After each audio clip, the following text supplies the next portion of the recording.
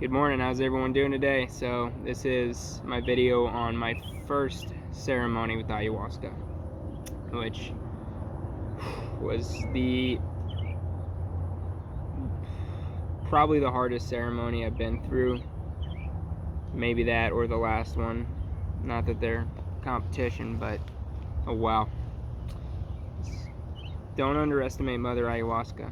Don't underestimate psychedelics in general. So we were educated the day before about intention and offering. So your offering is what you're offering to do with the wisdom you get from Mother Ayahuasca. And your intention is what you want from Mother Ayahuasca. Whether it's healing, guidance, wisdom, knowledge, deeper understanding, trauma healing. What will you do with that trauma healing? What will you do with that wisdom, with that knowledge, with that healing? That's your offering. What are you going to get back? That's called Aini, right relation, as we were taught in Spiritquest. And first ceremony, I was really anxious beforehand, as a lot of people are. It's like the calm before the storm. It was so quiet, so beautiful. 2 hours before the ceremony in the Maloka. It took place at 8 at night. And didn't end until like 12 or 1 in the morning. But that first ceremony is unlike any other. They're all unique, but yeah, it's ineffable. It's hard to describe, but I'm gonna do my best.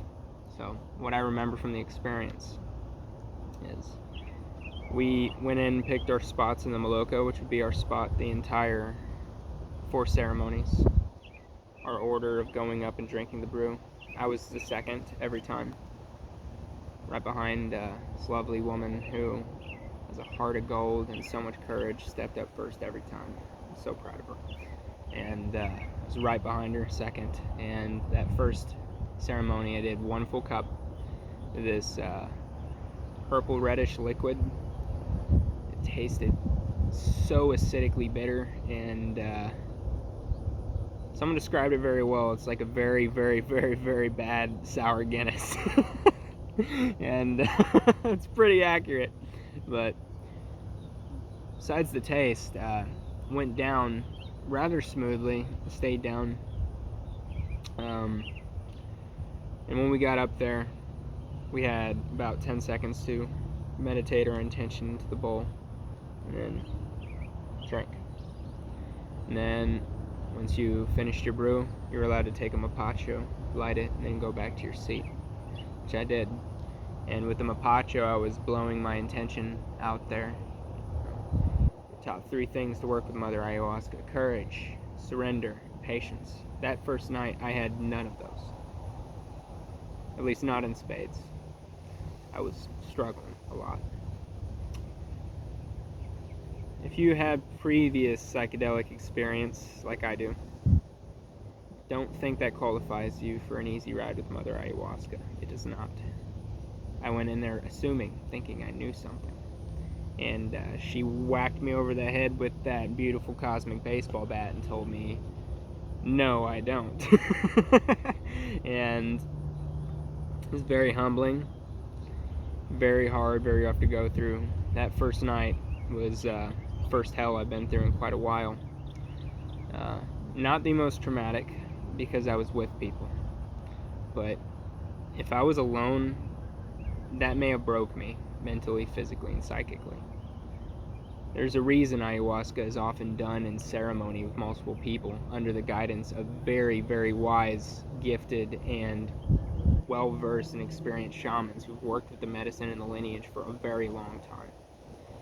And I needed help through every single ceremony.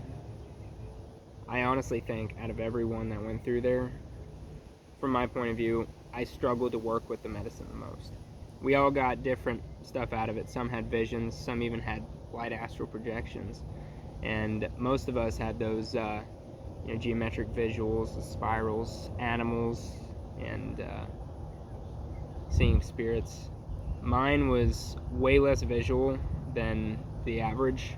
I would assume based off of what I've heard, and there's nothing wrong with that at all. I got so much more out of this experience than I have out of almost any psychedelic experience in my life, and all the ones I got the most from were at Spiritquest.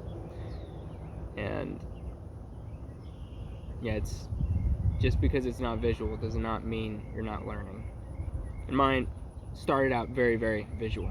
Don't think that's gonna mean you're gonna get a vision or anything. That's not what it's about. If it happens, it happens, beautiful. But it's about learning, it's about growth, it's about undoing the blockages. And I don't remember my intention. You're supposed to. I don't remember my intention for the first 2 ceremonies. Remember it vividly for the last 2. I was on that cosmic sleigh ride, as Don Howard calls it. And oh boy, yeah, very, very cosmic white knuckle sleigh ride. So about 25 minutes in, I started to feel Mother Ayahuasca starting to kick in. The lights were completely out. It was pitch black. And I think I was the second person to vomit. The purgatory aspect being the cleansing of what's coming out deep unretched. And after about 25 minutes, started with sadness, started with emotions. And then as soon as Don Robert started his Icaros, it all shifted into high gear. It was a lot. It was very heavy, very intense, and it was hard to keep grounded on. I wasn't surrendering because I have a lot of wounds from feminine figures in my life that I've begun to heal a lot more. I didn't realize just how many wounds I had, so it was very hard for me to surrender to the motherly energy of Mother Ayahuasca. And after a few ceremonies, I still struggle to work with her, and I look forward to going back in the future. But after 25 minutes, I began to vomit these guttural feelings and emotions out of me of judgment. All the judgments I put on people, all the blame I've cast on people, all the scoffing and looking down on people. It was nothing but a description of how I viewed myself, what I was missing in here. It was judgments I had of myself based on how I thought the world should be. The little I, the ego, very egoic judgments were just coming up and getting retched into the bowl. And it's very hard, very guttural. And after that, the vision started kicking in a little bit. I remember seeing some animals, don't remember which ones specifically. I don't remember which one specifically. A couple shamanic spirits I could see. Only saw them in the first one, if I remember correctly. But I remember watching Aubrey Marcus's video on Mother Ayahuasca.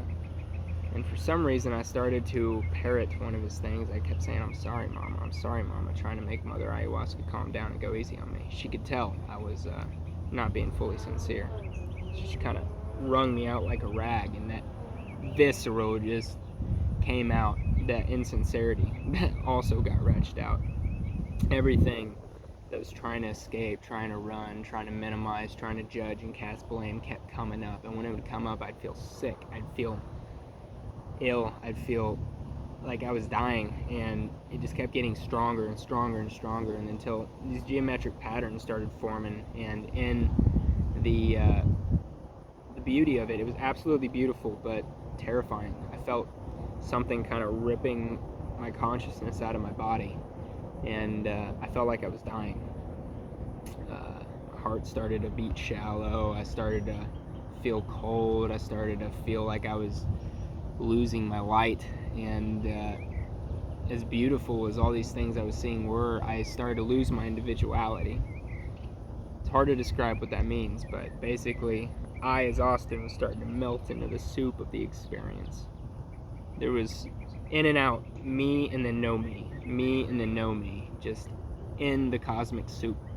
I was seeing geometric fractals that spoke to me as the building blocks of creation, that coalesce from the source, more and more complex, to make more and more things, more and more beautiful, more and more intricate, larger things, up until you get atoms, chemicals, minerals, and plants, and us, animals, and way, way bigger, infinitely still. And I got this message that hurts, doesn't it? All the things I was commiserating about, all the things I was perpetuating, all the judgments, all the negativity, all the fears. I was like, yeah, it hurts. And I got this visceral feeling from Mother Ayahuasca saying that everything is potential. Everything in the universe in some way does exist. However, not all of it is fun. Not all of it is harmonious. Not all of it is beautiful. Not all of it is... Let me take that back. Everything has a certain level of beauty from source, but from the point of view of the majority of the collective, of everything, through the lens of conditional love, not everything is beautiful. And those negative, hard experiences are so heavy that Mother Earth is tired of making them. Her children are tired of making them. I'm tired of making and perpetuating them. I'm tired of fearing poverty, homelessness, starvation. I'm tired of fearing where our world is right now. I'm tired of fearing left and right in the future. I'm tired of not being here now, living life, for better or worse. We're all here now, is what I got from that. It's time to live. At one point, I didn't know who I was. I was like, who am I? And then a voice came in my head. It was my own. It said, doesn't matter. You're you right now. Be you.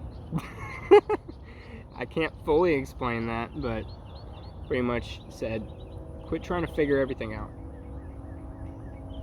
Just be kind, be humble, open yourself up to knowledge and wisdom and peace and love, and lead with love. Be yourself. Be you. Everything's constantly changing. As I understand it, this is from my point of view, death is nothing but a transformation onto another type of life. And I'm sure a lot of you out there can relate with that. And some that can't. If you don't, cool. Don't take it. If you do, great. Explore it further. There are many videos that explain it way deeper than I ever could. But I see this beautiful cosmic dance that ayahuasca and other psychedelics, as well as meditation, breath work, and just life has opened my eyes to. It's a beautiful cosmic dance we're all a part of. And we stumble, we fall, it's hard. We pick each other up, we keep going, we keep building more and more beautifully. And it's getting better and better and better, more harmonious, more synchronistic, more beautiful. That is the nature of unconditional love. It just encapsulates it all. It's a lot that I got from that. Then, as my consciousness was going in and out, I remember at the beginning they said, if you feel like you're gonna lose consciousness or like it's too much, call Selva over and she'll talk to Don Robert. And he does this thing. It's like a extraction. He'll actually literally suck the blocks out of you. And when I first called upon this, I was having a specific block about thinking I made a wrong decision. For some reason, like, I didn't know who I was. My consciousness was in and out, and I was melting in and out of the cosmic soup, as I say it. And I said, Selva. She came over, and I told her, I feel like I'm dying.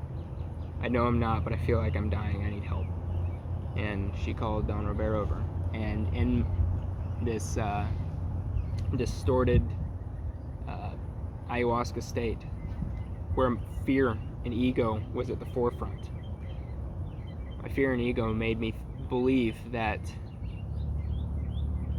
everyone there was undead, distorted, and there to hurt me. And it wasn't true at all. I knew that deep down, so I just sat and I was like, let him help, because I have no other option. And I remember Don Robert walked over looking like this evil voodoo witch doctor, and I was like, oh God, I've done it now.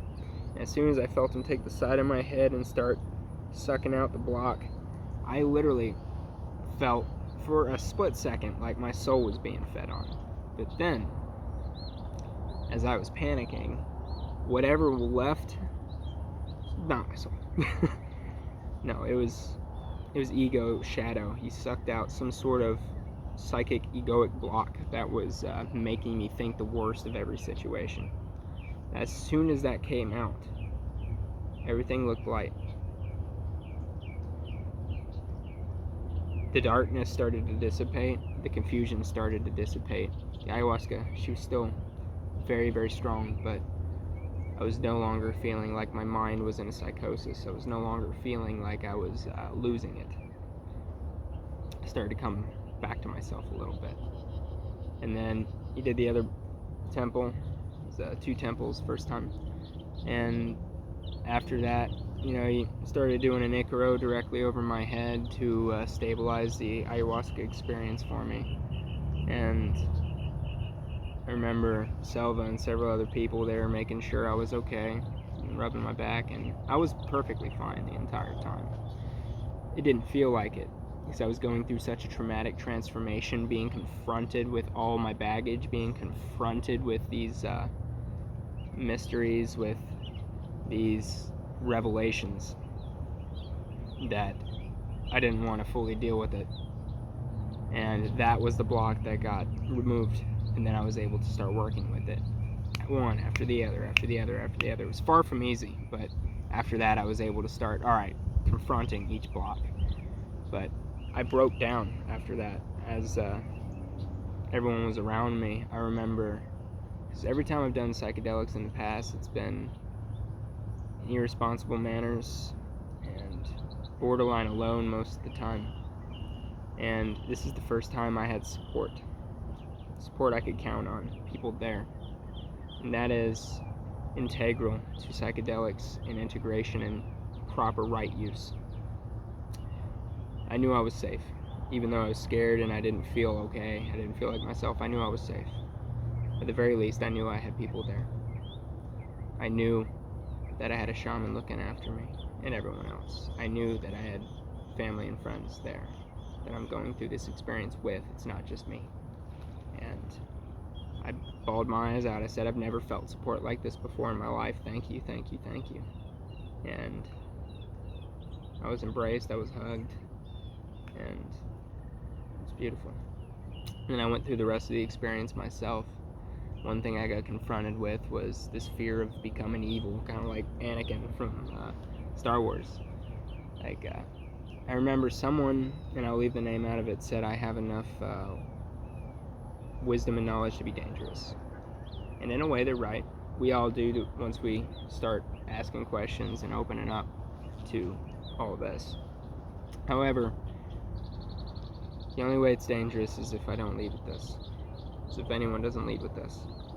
The heart always represents Aini, right use, reciprocity, and unconditional love. So as long as you lead with unconditional love, leave the ego out of it as best you can, more and more every day.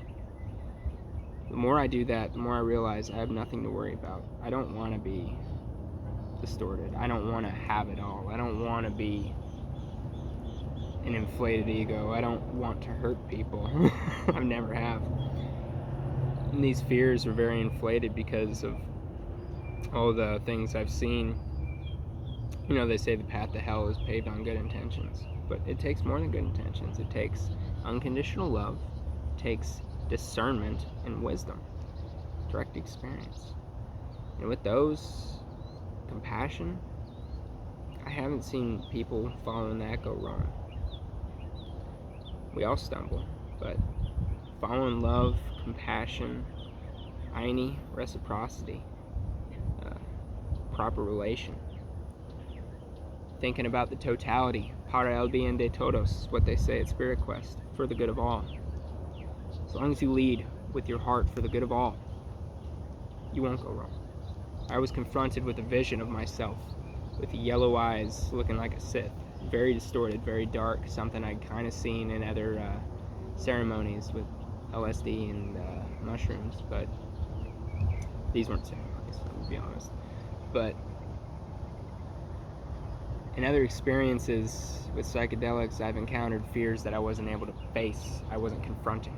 Ayahuasca, like a supporting mother, gave me the courage to confront them head on. And I did. I just stared it down. I said, I am that I am, but I will not manifest you.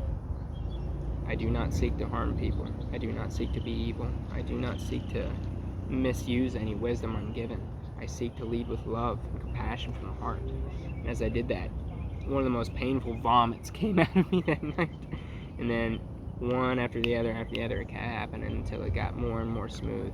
And that night I slept better than I have in a very long time. Most people have trouble sleeping after an ayahuasca experience. Not that first one, for me at least, no. After that, I felt like there was so much out of me, and I confronted so much in that first night that I was able to lay down and rest. And it was beautiful. And after that, we had our first talking stick ceremony, and everyone's experiences were ineffably different. And a lot of them co-intermingled. I think with ayahuasca, I've heard a lot of people say, including, trying to remember his name, it's not too important, but several ayahuasca ceremonies, a lot of people say there's a synergy with everyone's energy going around, and there is, it really is. Everyone was there dealing with similar things and different things at the same time. It was all in the air. But what we went through collectively and what we went through individually was beautiful, undefinable. This is like trying to draw a master painting with a piece of chalk on the sidewalk, is what I'm doing right now.